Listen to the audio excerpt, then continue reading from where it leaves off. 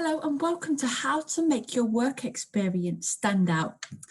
We've had loads of questions from people asking how do they make themselves stand out from someone else from perhaps the work experience is a little bit generic or they're not sure at what points to really highlight in order to get that job.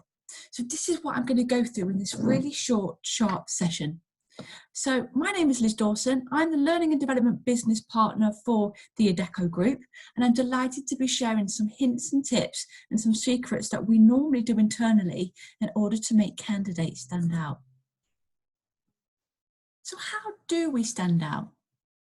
Now, I've taken a premise used by the guy on the screen called Elmer Wheeler, and he developed a technique called selling the sizzle in the 1920s.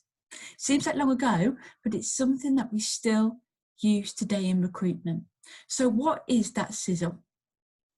Well, in non-recruitment terms, imagine that you are in a Mexican restaurant. We've all been there. I wish I could be there now.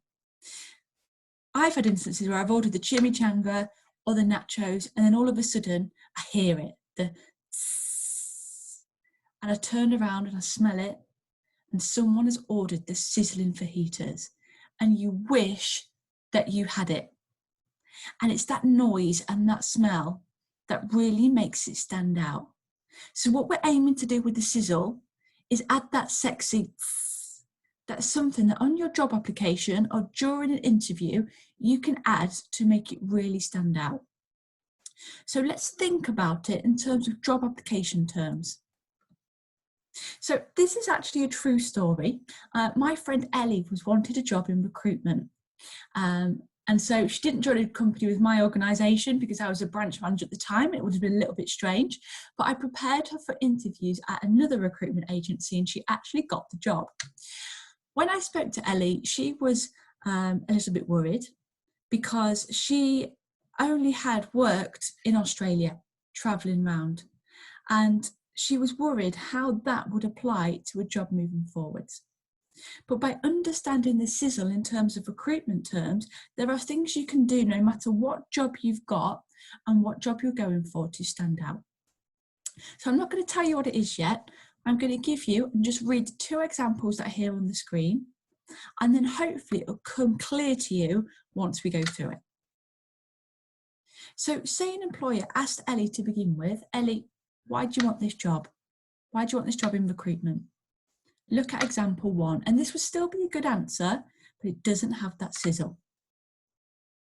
So my only work experience has been travelling around Australia.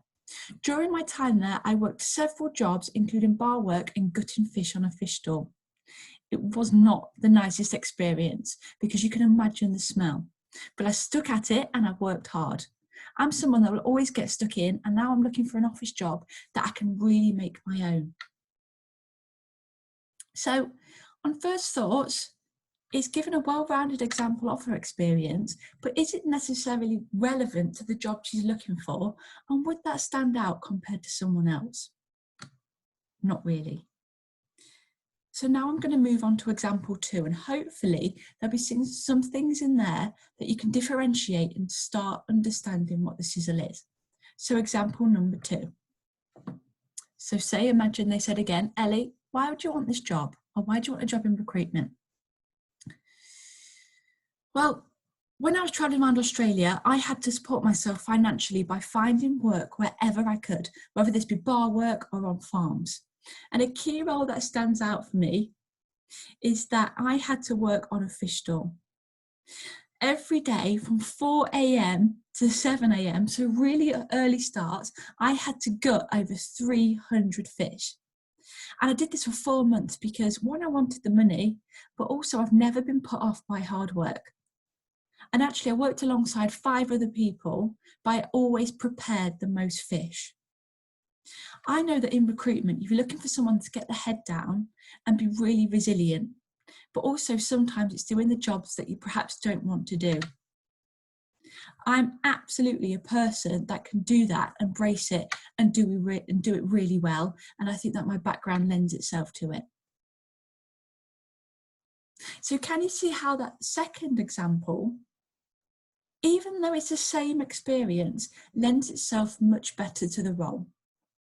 And this is what I want you to think about when you write your CV or go to a job interview, it's how can you include that sizzle? So if somebody's thinking, what is it? The sizzle is facts and figures within your work experience examples. So that was one example in terms of gutting fish. So where else could you get facts and figures? So say, for example, you work in customer service or in a contact centre. It may be a case of you want to think about the number of calls you received, the satisfaction ratings that you get. It could be the value of the calls that you get. So just think about the facts and figures.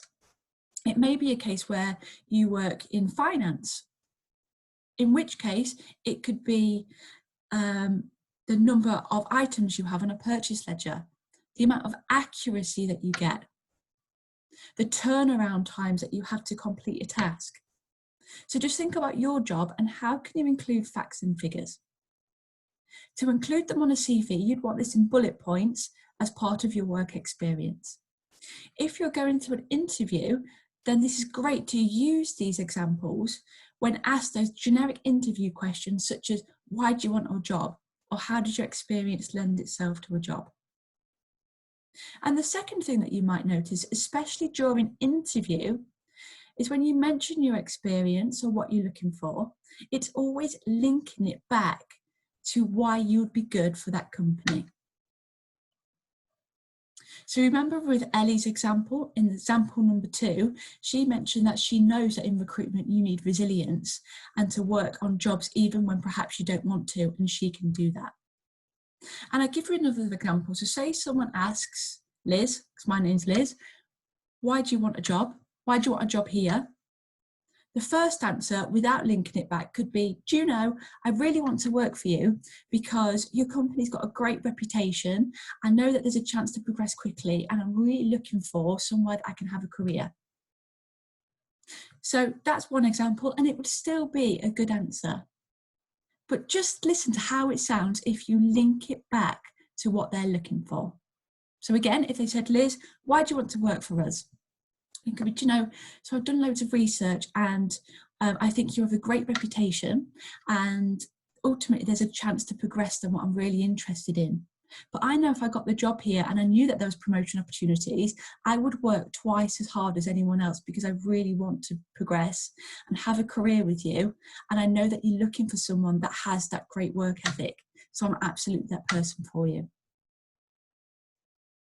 So the 2 main points that I want to just emphasize during this short session with how to stand out in the market is, number 1, include facts and figures, that sizzle to make you stand out.